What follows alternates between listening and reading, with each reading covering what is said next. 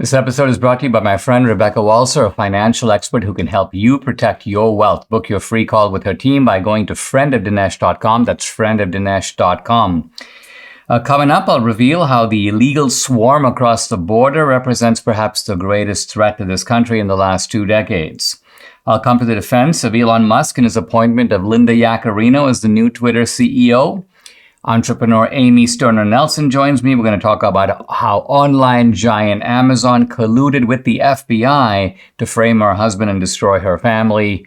Hey, if you're watching on Rumble or listening on Apple, Google, or Spotify, please hit the subscribe button. I'd appreciate it. This is the Dinesh D'Souza Show.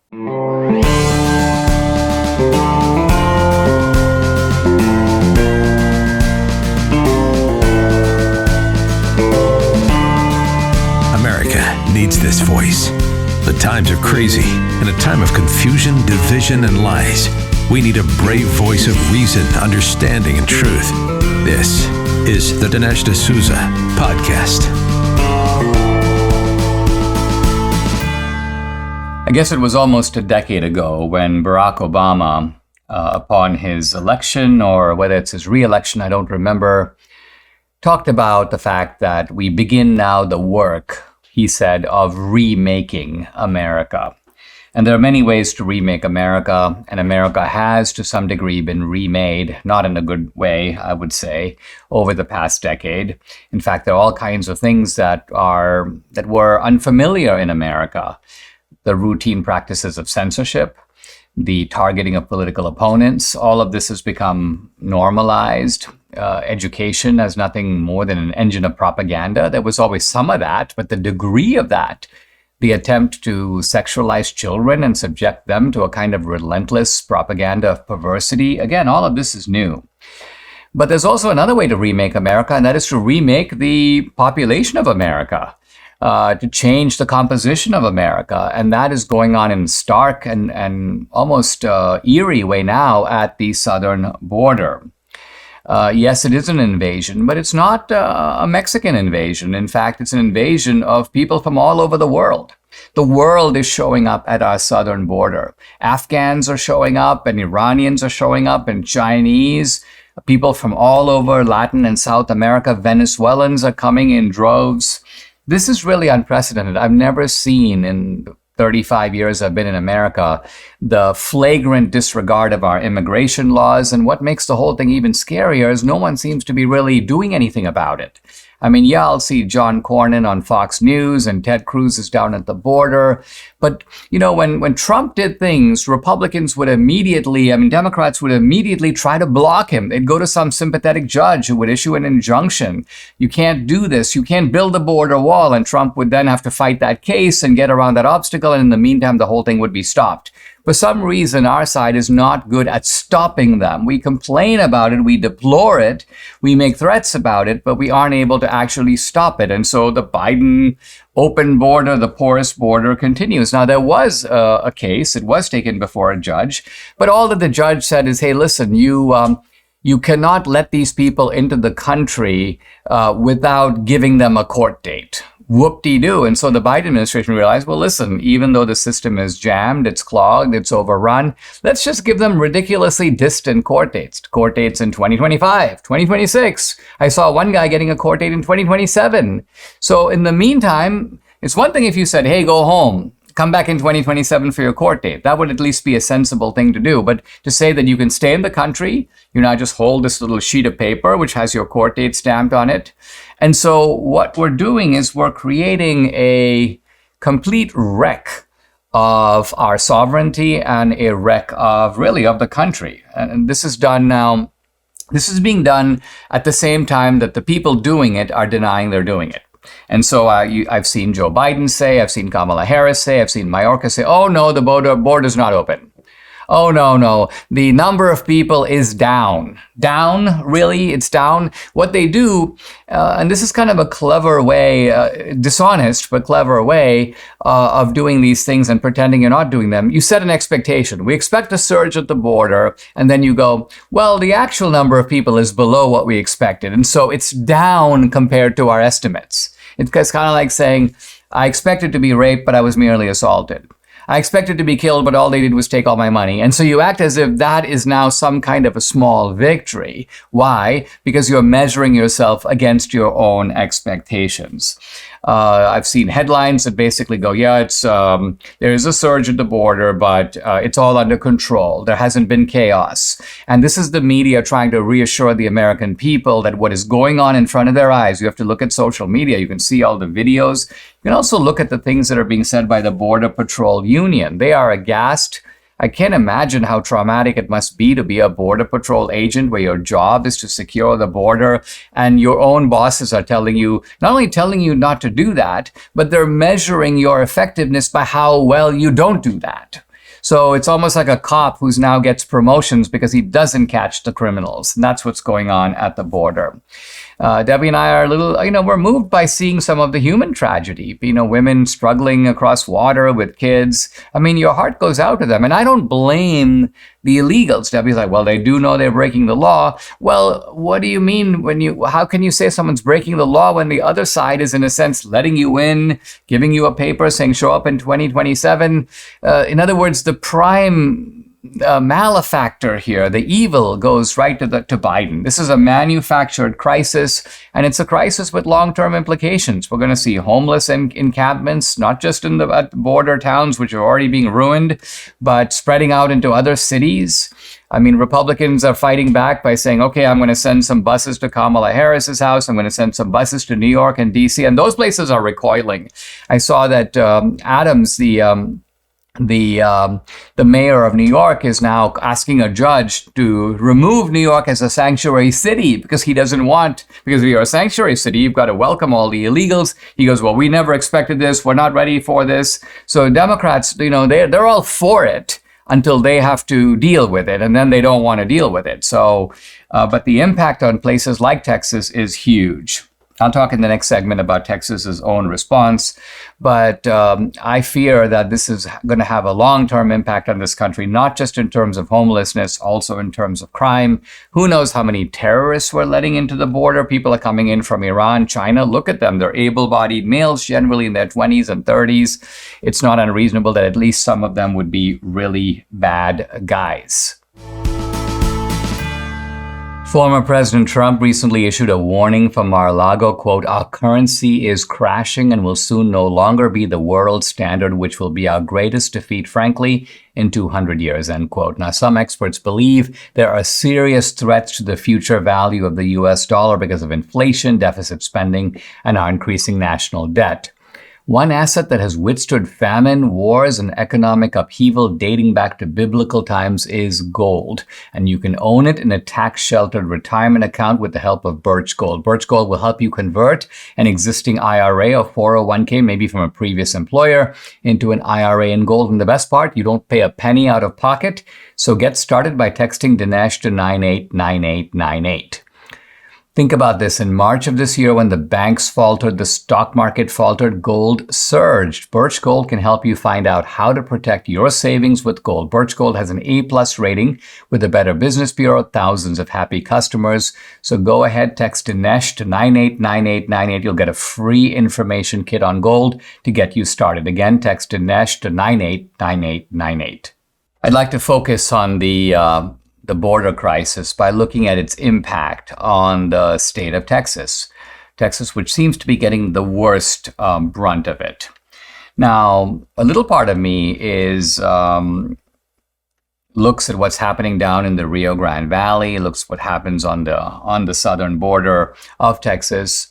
And the people there are aghast. They can't believe it. Even the Democrats down there are screaming that we can't handle this. We don't know how to handle this. This is unprecedented. This is going to be a big mess for us. But then I say to myself, and actually Debbie and I were talking about this yesterday, that you know what? It's the blue part of Texas. The Rio Grande Valley voted. Now, it is moving right. And in fairness, this is why we strongly supported Mayra Flores. There was a Republican who won down there. But for the most part, the Rio Grande Valley still remains Democratic. So they're the ones who helped to put Joe Biden in office. And so it's a little bit difficult for me to work up the emotion to go, oh, I'm really unhappy. That it's kind of like the same way I feel about Democratic cities and crime. If you vote for these kinds of leaders, leftists, Marxists, defund the police, BLM, then you're inviting the kind of surge of crime that matches the surge of illegals at the border. Now, several Texas counties, especially in South Texas, have issued disaster declarations. And this is as Venezuelans, 15,000 Venezuelans, 15,000 Haitians have arrived in the Rio Grande Valley, and another 23,000 apparently on their way to Del Rio. So Hidalgo County Judge Richard Cortez has issued a disaster declaration, basically saying that all available resources are being stressed. By the way, there was an all-state disaster declaration by Greg Abbott. There are disaster declarations that have been filed by 30 different counties.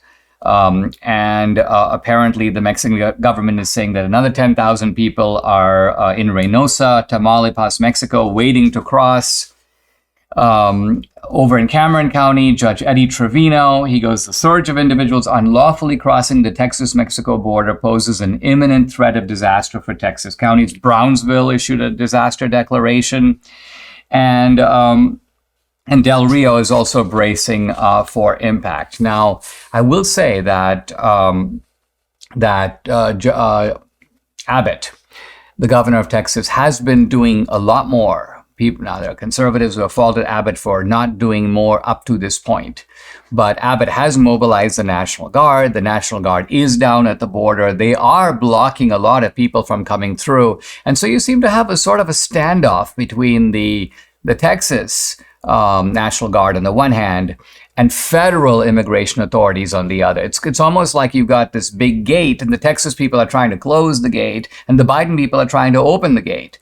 And so this is a case where what's happening in practice is that the Biden people are trying to find roundabout ways to get around what Texas is trying to do, and at least bring the illegals through Texas and then maybe dispatch them elsewhere. So not all of them stay in Texas, but a lot of them do.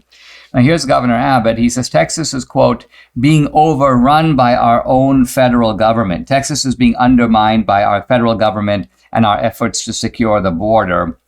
And then he goes on to say Texas is doing more than any other state in the United States to deal with the border crisis. So there's no question the border crisis is worse in Texas than it is in California or in Florida. By the way, I saw that Ron DeSantis basically goes, listen, if this were up to me, I would seal the border. I would just shut it down. I'd close it down. And this is DeSantis taking a tough line, as he has in Florida. But immigration remains a federal matter. Federal immigration law overrides what states can do. And so while perhaps there's more that Abbott can do, I'm glad to see Abbott doing more than he has. But if you just look at these pictures in places like El Paso, it is just amazing. I mean, it doesn't even look like you're in America. In fact, it looks like you're in Mexico. And so it's almost like what has happened now is the border has broken down and Mexico has come to America. And Mexico here I'm using loosely because it includes people from a whole bunch of different countries. They're sleeping on the streets. Homeless encampments are everywhere. You kind of have to walk around and jump over people as you walk around. The whole place has a kind of a Walking Dead feel. Now, none of this is really being reported in mainstream media. You can watch the news, no coverage of it. It's almost, you have to go to videos on TikTok, videos on Twitter, videos on Facebook, where independent journalists are down there recording things that apparently the New York Times is not recording, NBC is not recording, CBS is not recording. And so we're in the strange time in our country when really bad things are happening and we find out almost nothing about them. Most of the important things that are happening are not being reported. The stuff that is being reported is typically unimportant stuff. And so we have to be more vigilant than ever to seek out sources that can show us what's really happening. And then, of course, the next question is, once you know about them, you have to ask what can be done about them. Summer is just around the corner. I'm asking for your help to bless a child with a mom or dad in prison by joining my campaign to send prisoners' kids for a week of fun, fresh air, and Christ-centered activities that can literally transform their lives forever. Angel Tree Camp, which is operated by the nonprofit Prison Fellowship, gives kids enriching new experiences. They interact with caring camp counselors, make new friends with other children who have a parent behind bars, and most important, hear the gospel. Listen to how donations from people just like you help transform this child's life. It is a great camp for kids to go to. Everybody loves you, cares for you, and it's a great camp. Learn about God. The best part of Angel Tree was, for me, would have to be the activities. Like you get to play in the gym, you get to go tubing in the lake, wakeboarding, water weenie. What I learned the most about Jesus was that even though that your father has been incarcerated or in jail, you still have a father up in heaven. The cost to help reach one child like the girl you just heard with a week of Angel Tree camping is only $200, so your donation in any amount will bless the child of a prisoner this summer. Just go to my website, DineshD'Souza.com, click on the Angel Tree banner at the top of the page, or you can phone in your gift by calling my special number, 888-206-2801. $400 helps send 2 children to camp. $800 will help send 4 children to camp. You do the math and see how many kids you can bless. Once again, the Angel Tree banner is so easy to access. Go to DineshD'Souza.com. It's at the top of my homepage. And thank you in advance for joining my campaign to help even more miracles of transformation take place this year. By God's grace, it's going to be an amazing campaign. Elon Musk has named a new CEO for Twitter. And he's taking some heat from it, especially from the right, from conservatives. The CEO is Linda Yaccarino. Now, Musk had tweeted out, I guess this was about a week ago, I've got a new CEO. She's going to start in 6 months. And then some sleuths were able to find out, oh, it's this woman, Linda Yaccarino. And then Musk publicly acknowledged that, welcomed her to Twitter. I'm excited to welcome Linda Yaccarino as the new CEO. And then people began immediately to sort of dig into Linda Yaccarino. In fact, I was at an event a couple of days ago and somebody goes, well, she follows you on Twitter. And I honestly didn't know who she was, but I'm like, oh yeah, that's right. I look it up and I see that she does follow me. I follow her. But people do this. They kind of do this excavation into somebody's background. Well, it turns out Linda Yaccarino went to Penn State. She's an advertising executive. She, in fact, became the chair of advertising sales for NBC Universal. Now, as people began to look into her politics, I assume they checked out her Facebook or her LinkedIn or various social media sources. They go, well, this is a woman who has some kind of advisory appointment at the World Economic Forum, red flag. She seems to be sort of a feminist, and that's because she is appearing in some feminist type of rallies. She's presumably pro-choice. And so immediately the word goes out, she's a leftist, horrible choice, big mistake. There goes our free speech. What a waste of $44 billion that Elon Musk paid to acquire Twitter. And there's a little bit of a downbeat sensibility on the right that tends to think that things have collapsed because of a single appointment. Now, not to say it's not an important appointment. She is the CEO of Twitter. But when a couple of prominent people said that Twitter is now going to go back to being, to censoring people and deplatforming them, Elon Musk immediately weighed in and goes, no, that is not happening. And also he said, even if I lose money, I am strongly committed to free speech. And frankly, I believe Elon Musk for the simple reason that it makes, he's delivered. Twitter is largely a free speech platform. The contrast between the kind of debate you see now on Twitter versus, say, YouTube or Meta, Facebook is shocking. It's stark. And so we have one of the sort of mainstream platforms. We have one free speech platform, Twitter, and then we have heavy censorship at Google and YouTube, and heavy censorship at Meta. So it makes no sense to me that Elon Musk would buy Twitter, buy it in fact at, well, maybe 60% or 50% above its stated value. Why would he do that if there wasn't a sort of a cause behind it? I don't think that Elon Musk simply said, I want to do this as an economic proposition. Now, that said, Elon Musk does want Twitter to be profitable.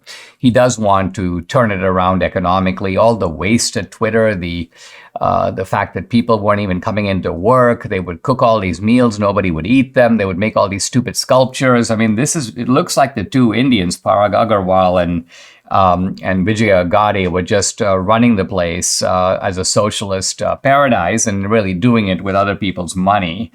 But Elon Musk cares about advertising. Now, he was apparently in a session at a marketing conference, and Linda Yaccarino, the new CEO of Twitter, kind of corralled Elon Musk and challenged him and basically said, listen, you're not paying enough attention to your advertisers.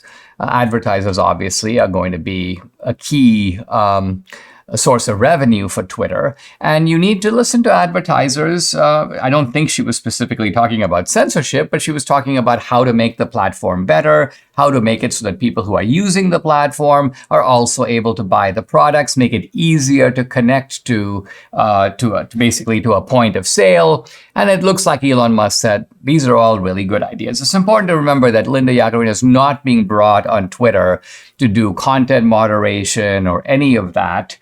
In fact, Elon Musk says in his tweet, Linda Yack will focus primarily on business operations, while I focus on product design and new technology. So it doesn't look like Musk is backing off and saying, look, I'll go worry about SpaceX and Tesla and sending humanity to other planets, and you run Twitter. No, I think he likes Twitter. He's very active on Twitter. He's much more active on Twitter than she is.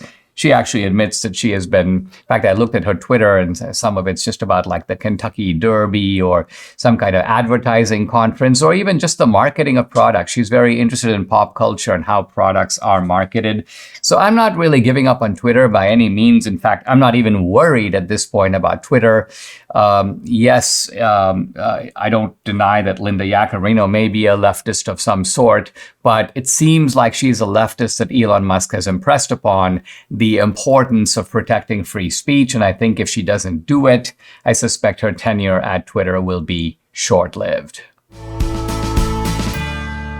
You know, when it comes to towels, nothing compares to MyPillow towels. Mike has really hit a home run with his towels. Imagine having towels that actually work, that actually dry you. Now, the MyPillow towels are soft to the touch without the lotiony feel. There's proprietary technology which makes them highly absorbent. Other towels feel good but don't absorb. MyPillow towels are available in multiple sizes and styles. They're made with 100% USA cotton. They're machine washable and durable, 10-year warranty, 60-day money-back guarantee. And Mike is now running a My Towel 6-piece set special, $25 with promo code Dinesh. These towels were regularly $99.98, an amazing offer. The MyPillow towels include 2 bath towels, 2 hand towels, and 2 washcloths. So call 800-876-0227. The number again, 800-876-0227, or go to mypillow.com. Don't forget to use the promo code DINESH Dinesh. Guys, I'm really delighted to welcome to the podcast a new guest. Her name is Amy Sterner Nelson, and she has a story to tell. We've talked on the podcast a good deal about political targeting, and what Amy's family has gone through is something that you need to hear about. She's the CEO and founder of The Riveter. She's co-host of What's Her Story with Sam and Amy podcast. She's a contributor for Inc. She's also an attorney, a mom of 4 kids, and an expert on women and entrepreneurship. By the way, her website, Amy Sterner, STERNER Nelson.com. Amy, welcome. Thanks for joining me. You have had quite a remarkable experience, and I want to frame it by saying something that I sometimes run into people who say this to me. They go, "Oh, Dinesh, you talk a lot about political targeting and selective prosecution." But they go, I'm not Trump. I didn't go in the Capitol on January 6th. I'm a law-abiding guy. I pay my taxes. So if somebody is doing surveillance on me, monitoring my habits, looking at my bank statements or my tax returns, I don't have anything to worry about. It's never going to happen to me. And I don't know if you were one of those people also before it did happen to you, but talk a little bit about yourself and a little bit about how this even got started.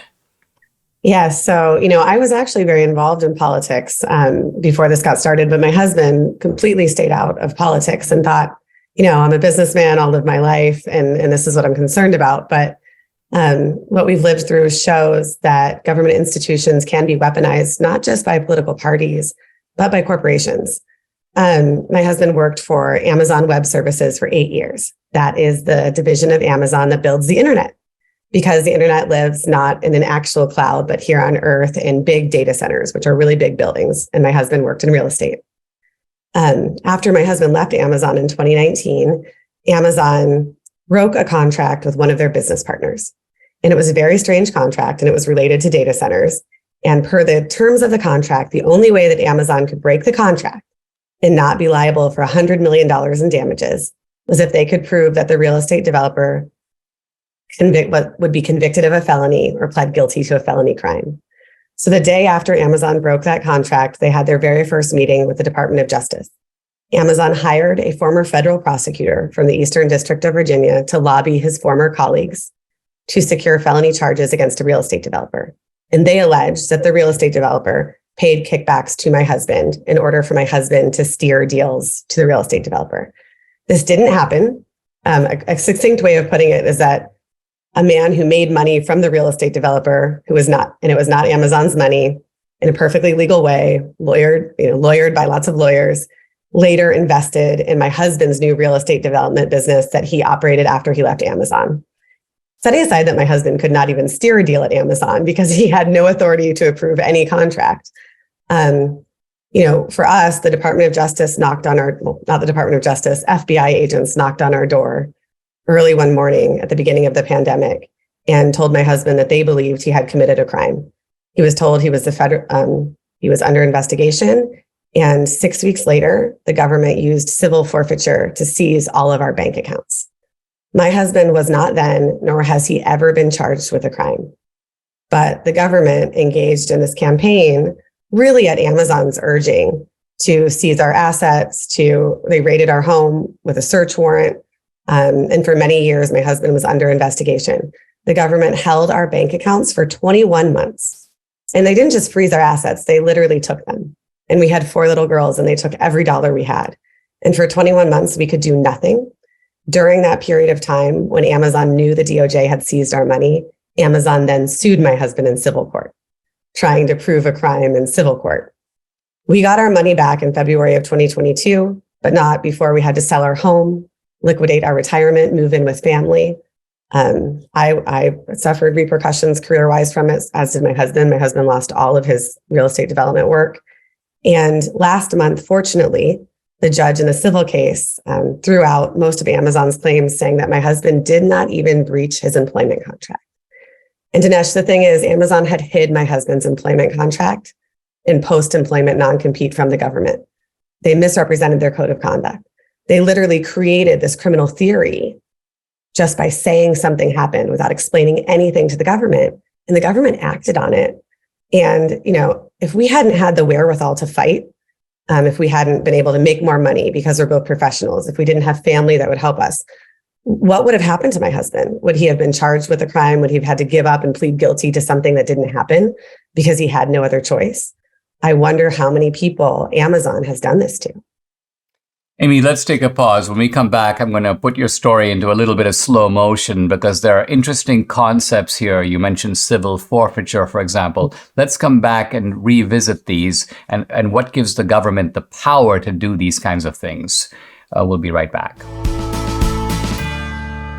Aches and pains have finally met their match. Debbie and I started taking Relief Factor a couple of years ago. The difference we've seen in our joints, nothing short of amazing. Aches and pains are gone thanks to this 100% drug-free solution called Relief Factor. Now, Relief Factor supports your body's fight against inflammation. That's the source of aches and pains. The vast majority of people who try Relief Factor order more because it works for them. Debbie is a true believer. She can now do the exercises that for a long time she wasn't able to do. So Relief Factor has been a big game changer for her, her aunt, other members of our family, Mike here in the studio, and for many other people. You too can benefit. Try it for yourself. Order the 3-week quick start for the discounted price of just $19.95. Go to relieffactor.com or call 800-4-RELIEF to find out more about the offer. Once again, the number 800-4-RELIEF or go to relieffactor.com. Feel the difference. I'm back with Amy Sterner Nelson, CEO and founder of The Riveter, co-host of What's Her Story with Sam and Amy podcast, contributor for Inc. magazine. She's also an attorney. Her website, amysternernelson.com. Amy, I mean, what a preposterous and an incredible set of events.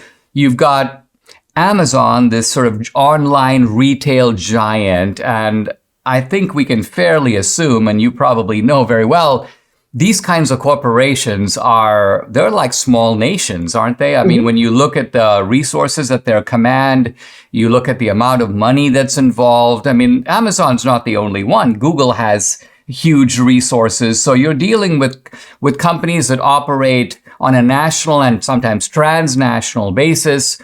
They give a lot of money, I take it, into the political system, so they are very well connected. Of course, we know that Jeff Bezos, the owner of the guy who started Amazon, is also the owner of the Washington Post, so they've got tentacles in the media. So you must have felt like you're up against a real kind of behemoth here. And however much your family, pitches in, just the feeling of not only dealing, first of all, with this giant corporation, but now this giant corporation allied with the U.S. government. Talk just a bit about that, the emotion of that. It feels like it's so big that there's nothing you can do. I mean, at the beginning of it, I thought we have no chance no matter what the truth is, and we know what the truth is. But I will say that we've been fortunate that the system has worked for us, the way it should. We had an incredible judge who had been a state court judge in Virginia. Interestingly, Dinesh, the first judge that Amazon secured when it sued my husband, it turned out that he owned Amazon stock, tens of thousands of dollars, and didn't disclose it. And it was actually through a report in the Wall Street Journal that I learned that he owned Amazon stock, and he fought recusal from the case, but eventually recused. But you just see Amazon's tentacles are everywhere in the world. Not only does Bezos own the Washington Post, Amazon is the largest buyer of advertising space in all media across the globe. And so it's very frightening for anybody to hold Amazon to account because they don't know what repercussions there will be. You mentioned a concept that I think some people are familiar with, but not others, civil forfeiture. Here you have you're being investigated supposedly by the FBI, but where do they get the right to come and take your stuff? And by stuff here, I don't just mean your furniture, but in a sense, freeze your bank accounts, claim what you own. Where does the legal authority come to do that? So I wasn't aware of civil forfeiture at all before it happened to us. But in America, the government at the federal, state, and local level can seize your assets on the suspicion that they are related to criminal activity. They do not have to charge you with a crime or prove a crime, and they can just take it. And in our case, the government went so far as to go into my husband's attorney's law firm's client trust account and seize all of the money my husband had paid to his attorneys. Yeah. So here you are, and not only are you facing this criminal investigation, but you say Amazon turned around and sues you on a civil basis. And presumably, you need resources to defend yourself against that kind of a suit, and yet your money and your assets have been confiscated, or at least are being held. Yeah, they have. And it's interesting with Amazon, Amazon, and the judge confirmed this in Virginia recently, has shown evidence of no damages to Amazon. They are doing this because they need to get out of the liability to the real estate developer for a decision they made.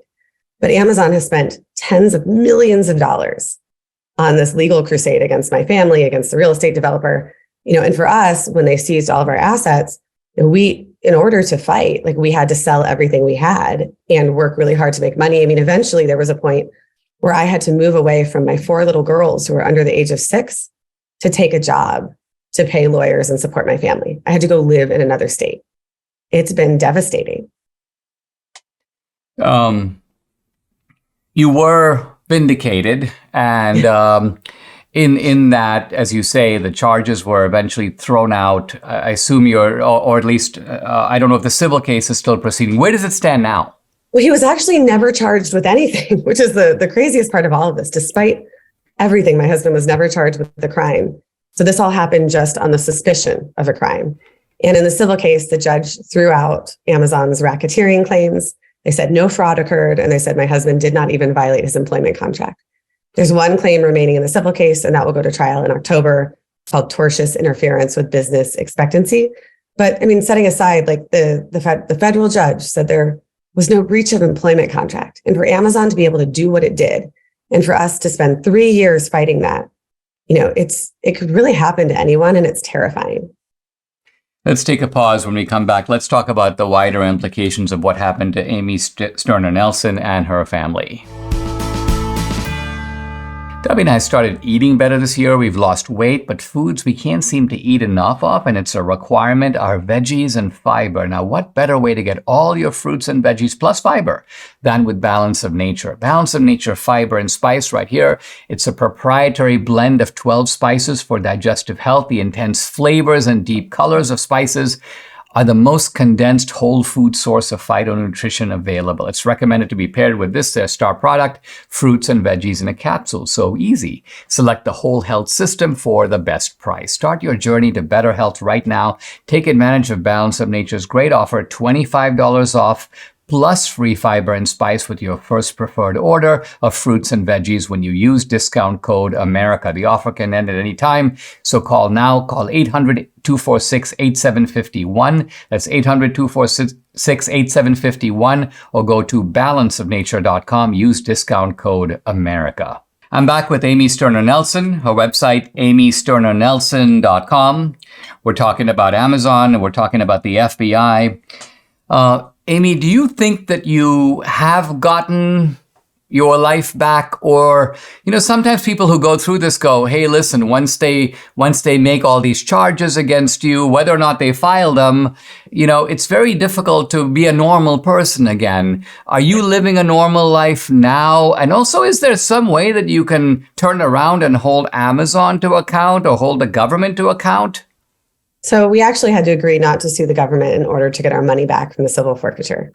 But our life will never look the same. And I don't think I'll ever feel the same about America, about the country I live in. We lived in Seattle, Washington when this happened, where I built a company that generated millions in revenue, where we had our 4 little girls, or part of the community. We can't live there anymore because we had to sell our house to pay lawyers. We now live in Ohio, where I grew up. And my husband's career has been devastatingly impacted by this, even though he is one of the foremost experts in real estate development for data centers in the world. He's built almost more than anyone in the world. But we are people who believe, the only thing that you can control is how you react to something, and that we owed it to our daughters to show them, how we believed you should handle this. And we actually started speaking publicly about this many years ago. I have a TikTok that has 115,000 people watching every day to hear our story. I think it's really important to tell our story, because if we don't, Amazon will do this to other people. And we have our faith, and we still have a future. You made the comment just a moment ago about your view of America. And, I'm an immigrant to the country. I came at the age of 17. A lot of people say we're not living now quite in the same America that you grew up in, or that I came to in the late 1970s. Do you think that that's true? And why is that? Is it simply because government has been given too much power? Is it simply because, to a new degree, you have a kind of Eisenhower spoke about the military-industrial complex. Is there a kind of, I've seen on Twitter a discussion about a censorship-industrial complex? Could it be that there's a corporate government complex? Has the country changed in some way that you can put your finger on? I think it's changed really in two different ways. I think, I grew up in Ohio in the 1980s, and I grew up in a world where you spoke to people who supported the other party. Where you spoke, you tried to reach compromise. You didn't immediately say the other side was bad. And, I went on to live in New York and Seattle, which are very liberal cities. And, you're really judged then if you would even speak to a Republican or learn, about both sides of the debate. And I think that's reflected in Congress as well. I think we're at a place where people just don't really talk and they can't find a middle ground. And I think second to that, as far as corporations, I think that corporate power in America is absolutely stunning because of Citizens United. If you look at the fact that almost every member of the House of Representatives, and this to me is an indictment of both parties, almost all of them are millionaires. And I don't remember in America where public service went into public service expecting to make millions, but now they do. And, with Citizens United, corporations have such absolute power. And I think that's really devastating. I think that, we live in a world now where we don't look at the Constitution or the Bill of Rights as these documents that should stand alone from partisan politics. We look at things that we weaponize the Bill of Rights and the Constitution to say what we want and do what we want. You see, it used to be the Democrats very much were against the surveillance state. And after 9/11, they rose up against, Homeland Security and everything that happened after 9/11. And now the Democratic Party is very pro-FBI because they see being pro-FBI as being anti-Trump. And it shouldn't be partisan. It should be about what's best for America.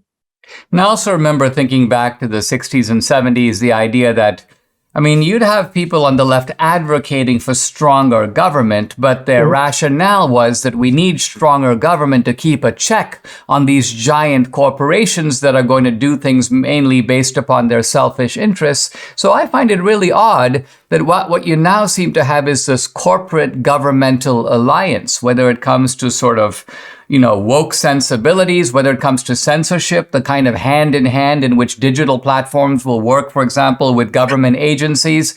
So it's almost like the government and the corporate sector, at least the big corporate sector, have teamed up against the ordinary guy. Well, and even Amazon is its own animal and should frighten us in many different ways. But, Amazon, their data centers store the secrets of the CIA, of the NSA, of the Department of Defense. We, the taxpayers, pay Amazon billions of dollars to store our national secrets. There isn't a world anymore where Amazon doesn't exist for the US government.